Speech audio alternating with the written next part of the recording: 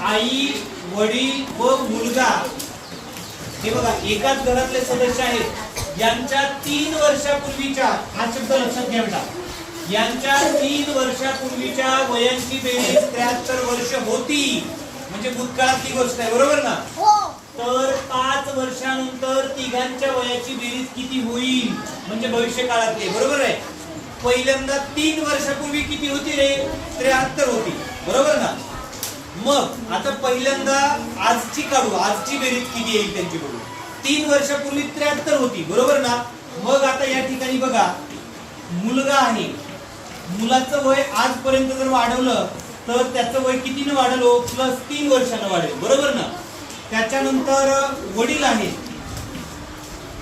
वडिलांचं वय सुद्धा कितीने वाढेल? 3 वर्ष. हे अधिक नाही लिहिलं तरी चालेल इथं, बरोबर ना? कारण धनसंख्या आहे. त्याच्यानंतर आईचं सुद्धा वय या ठिकाणी किती वर्षानं वाढेल? 3 वर्षानंतर वाढेल. म्हणजे तिघांचं वय 3 वर्षानं वाढेल. तिघांचं वय वाढेल, एकूण 9 वर्ष वाढेल, बरोबर ना? मग 73 मध्ये जर 9 वर्ष मिसळले तर आजच्या वयाची बेरीज किती येईल मग? आजच्या वयाची बेरीज तिघांच्या मिळून, बरं का? आजच्या वयाची बेरीज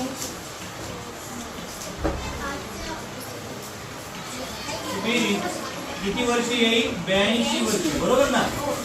हे बघा, 73 अधिक 9 वर्ष म्हणजे 82 वर्ष. ठीक आहे, बरं. आता पुढे विचारले काय? तरच्या पुढचा आपला नेहमी काय असतो? प्रश्न असतो आणि याच्या अगोदरची माहिती दिलेली असते, बरोबर? तर 5 वर्षानंतर तिघांच्या वयाची बेरीज किती होईल? 5 वर्षानंतर. आता बघा, 5 वर्षानंतर म्हणतोय, 5 वर्षानंतर मुलाचं वय सुद्धा किती वर्षांनी वाढणार आहे? 5 वर्षानंतर. वडिलांचं वय किती वर्षांनी वाढणार आहे? 5 वर्ष. आईचं वय किती वर्षांनी वाढणार आहे? 5 वर्ष. म्हणजे किती वर्ष वाढले? तिघांचे 5 5 5 असे 15 वर्ष वाढले ना, बरोबर ना? म्हणून बघा, 5 वर्षानंतरची बेरीज त्यांची बघा. 5 वर्षानंतर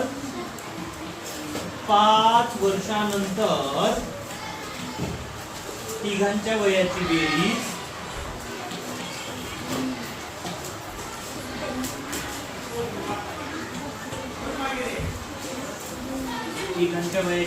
येईल 82.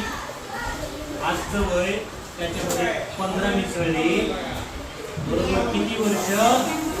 97 वर्ष, बरोबर ना? ओके, कळलं?